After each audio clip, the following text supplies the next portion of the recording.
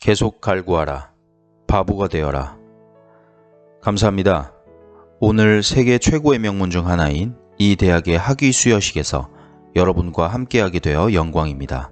솔직히 말씀드리면 저는 대학을 졸업하지 못했으며 지금이 제가 대학 졸업식장에 가장 가까이 와본 경우입니다. 오늘 저는 여러분께 제 인생에 관한 3가지 이야기를 말씀드리고자 합니다. 그게 다입니다. 거창한 얘기도 아니고 딱 3가지만 말씀드리겠습니다. 첫 번째 이야기는 제 인생의 전환점들을 잇는 일입니다. 저는 리드 칼리지를 다니다가 6개월 만에 그만두었습니다. 이후 18개월 동안 청강 생활을 하다가 아주 자퇴하고 말았습니다. 제가 왜 그랬을까요? 이야기는 제가 태어나기 이전으로 거슬러 올라갑니다. 저희 생모는 어린 미혼모로 대학원생이었으며 저를 입양 보내기로 결정하셨습니다. 어머니는 저를 대학 나온 가정에 입양시켜야겠다고 굳게 결심하셨고 저는 태어나자마자 어느 변호사 부부에게 입양되기로 모든 준비가 끝났습니다. 한 가지 예외라면 제가 세상에 나왔을 때 이 부부는 마지막 순간에 여자아기를 입양하기로 결정하였다는 겁니다. 덕분에 저의 양부모께서 대기자 명단에 올라있다 한밤중에 전화를 받게 됩니다. 착오가 생긴 남자아기가 있는데 입양하시겠습니까? 양부모님께서는 물론이라고 답하셨습니다. 생모는 나중에 제 양모는 대학 졸업자가 아니며 제 양부는 고등학교조차 못 나오신 분임을 알게 됩니다. 생모는 입양 서류에 서명을 거부하셨습니다. 생모가 몇 달 후에 마음을 누그러뜨린 것은 저를 대학까지 보내겠다던 약조를 받은 후였습니다. 제 인생은 그렇게 시작되었습니다. 17년 후 저는 정말로 대학에 진학했습니다. 하지만 참 순진하게도 이곳 스탠퍼드만큼이나 등록금이 비싼 대학을 골랐고 노동자층이셨던 양부모님이 평생 모으신 돈이 모두 제 등록금으로 소모되었습니다. 6개월 후 전 대학 공부의 가치를 찾을 수 없었습니다. 저는 제가 인생을 어찌 살아갈지 몰랐고 대학 공부가 그것을 알아내는데 어떤 도움을 줄지도 알 수 없었습니다. 그러면서 부모님들이 평생 저축한 재산을 축내고 있던 겁니다. 따라서 전 학교를 그만두기로 결정합니다. 모든 일이 잘 풀릴 것으로 믿으리라 결심하면서 말이죠. 당시에는 참 두려운 결정이었지만 돌이켜보건대 그것은 제가 내렸던 최고의 결정들 중 하나였습니다. 자퇴를 결정한 순간부터 흥미가 없던 과목들은 중단할 수 있었고 제게 훨씬 더 흥미로운 강의들을 청강하기 시작했습니다. 그 생활은 결코 낭만적이지 않았습니다. 기숙사에서 지낼 수 없었으므로 친구들 집에 방바닥에서 잠을 잤습니다.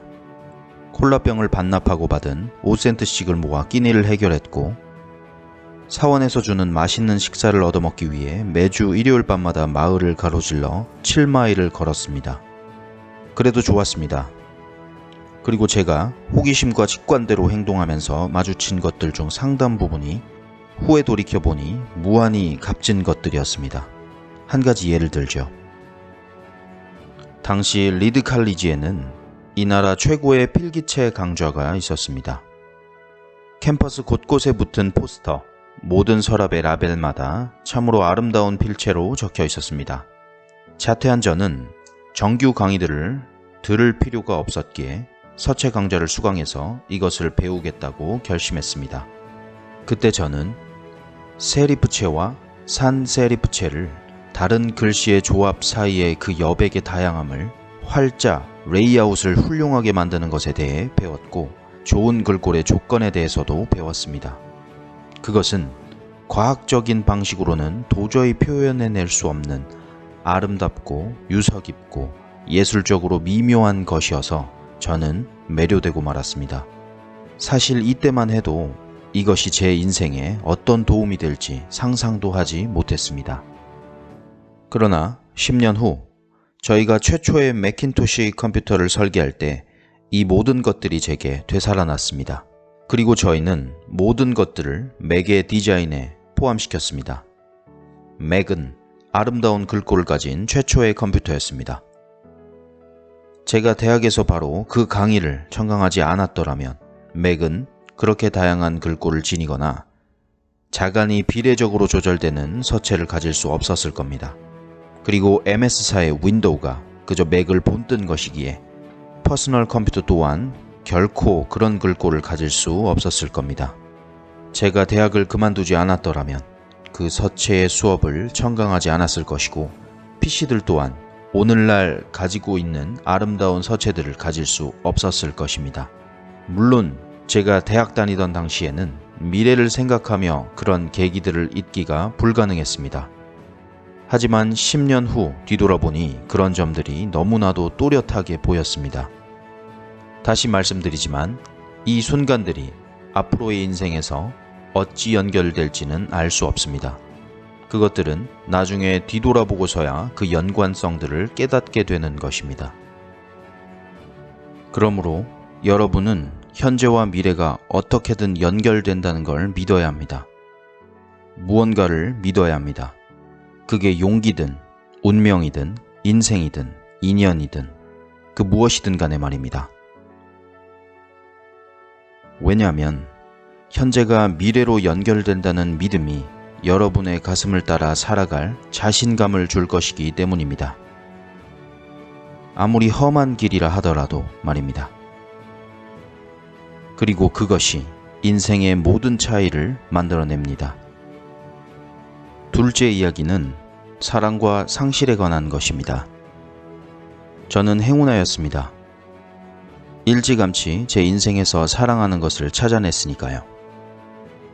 제 친구 워즈와 저는 20살 때 제 부모님의 차고에서 애플이라는 회사를 차렸습니다.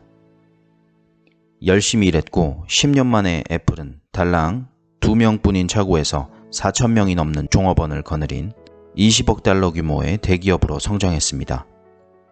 우리의 최고 걸작품인 매킨토시 컴퓨터를 출시한 지 1년 후 당시 막 30이 되었는데 저는 해고를 당했습니다. 어떻게 자신이 창업한 회사에서 해고를 당할 수 있을까요? 애플사가 성장하면서 저와 같이 회사를 운영해갈 대단한 재능을 지닌 것으로 여겨지던 사람을 채용했고 첫 1년여 기간은 순조로웠습니다. 하지만 그 뒤부터 미래에 대한 우리의 시각이 달라지기 시작했고 마침내 불화가 생겼습니다. 우리 사이가 틀어지자 회사 이사진은 그의 편을 들었습니다. 그 결과 전 나이 30에 쫓겨나고 말았습니다. 그것도 아주 공개적으로 말입니다. 제 성인기 전체의 목표가 사라졌고 정말 참담했습니다. 몇 달간은 정말 어찌할 바를 몰랐습니다. 제가 선배 기업가들을 실망시켰다고 생각했습니다. 파통이 막 제게 넘어오려던 순간 그걸 떨어뜨린 것이라고 생각했습니다. 저는 데이비드 패커드와 밥 노이스를 만나 그토록 엉망으로 만든 것에 대해 사과하려고 했습니다. 저는 철저히 실패한 사람이었고 아예 이 업계를 떠나버릴까 생각도 했습니다. 그런데 뭔가 제 머릿속에서 서서히 떠오르기 시작했습니다. 저는 제가 하던 일을 여전히 사랑하고 있었고 애플에서 일어난 일련의 사건들도 그 사실을 조금도 바꿀 수 없었죠. 비록 거부당했지만 저는 여전히 사랑에 빠져 있었습니다. 그래서 다시 시작하기로 결심했습니다. 당시에는 몰랐지만 결과적으로 애플에서 해고당한 것이 제 인생의 최고의 전환점이었던 걸로 드러났습니다. 성공해야 한다는 정신적 부담이 제 출발하는 초심자의 홀가부담으로 바뀌었는데 모든 것에 확신을 가질 필요가 적으니까요. 그것을 기회로 제 자신이 자유로워지면서 제 인생에서 가장 창의적인 시기들 중 하나로 접어들게 되었죠. 그 후 5년간 저는 넥스트라는 회사와 픽사라는 또 다른 회사를 차렸습니다. 그리고 나중에 제 아내가 될 대단한 여성을 만나 사랑에 빠졌습니다. 픽사는 발전을 거듭하여 세계 최초의 컴퓨터 애니메이션 영화인 토이스토리를 제작했고 현재 전 세계에서 가장 성공한 애니메이션 스튜디오가 되었습니다. 놀라운 반전이 일어나 애플이 넥스트를 인수했고 저는 애플로 돌아왔습니다. 그리고 넥스트에서 개발했던 기술이 바로 오늘날 애플의 부흥을 이뤄낸 핵심입니다. 그리고 로렌스와 저는 멋진 가정을 꾸렸습니다. 저는 제가 애플에서 해고되지 않았더라면 이런 일들이 하나도 이루어지지 않았을 것이라 확신합니다. 약은 쓴 법입니다. 살다 보면 때로는 머리에 돌을 맞는 일도 일어납니다. 믿음을 잃지 마십시오. 저는 확신합니다. 저를 계속 이끌어온 힘은 바로 제가 하는 일을 사랑했다는 사실입니다. 사랑할 만한 것을 찾으십시오. 연인을 찾는 것과 마찬가지로 일을 찾는 것 또한 진실로 중요합니다. 일은 여러분 인생의 큰 부분을 채울 것이며 따라서 진정 만족할 수 있는 유일한 방법은 당신이 대단하다고 믿는 일을 하는 것입니다. 그리고 그 대단한 일을 해낼 수 있는 유일한 방법은 자신이 하는 일을 사랑하는 것입니다. 아직까지 그런 일을 찾지 못했다면 계속 찾아보십시오. 안주하지 마십시오. 마음으로 하는 모든 일이 그렇듯이 그것을 찾아내는 순간 이것이다 라고 느끼게 될 것입니다. 그리고 어떤 훌륭한 관계라도 다 그렇듯이 시간이 흐르면서 점점 더 좋아질 것입니다. 그러므로 계속 찾아보십시오. 안주하지 마십시오. 세 번째 이야기는 죽음에 관한 것입니다. 제가 17살 때 이런 구절을 읽었습니다. 인생의 매 순간을 마지막인 것처럼 살아라. 그러면 언젠가 분명 옳은 사람이 되어 있을 것이다. 저는 이 글에 감동을 받았고 그날 이후 지난 33년간 매일 아침 거울을 들여다보며 제 자신에게 물었습니다. 오늘이 내 인생의 마지막 날이라면 과연 내가 오늘 하려는 일을 할까? 그리고 그 대답이 여러 날 계속해서 아니야 라고 나온다면 무엇인가 바꿀 필요가 있다는 것을 압니다. 죽을 날이 그리 멀지 않음을 기억하는 것은 인생의 중대한 결정들을 내리는데 도움이 되는 도구들 중 가장 중요한 것입니다. 모든 외부의 기대, 자부심, 수치스러움, 실패에 대한 두려움 등은 죽음 앞에서는 모두 떨어져 나가고 정말로 중요한 것들만 남기 때문입니다. 죽음을 생각하는 것은 무엇을 잃을지도 모른다는 두려움에서 벗어나는 최고의 길입니다.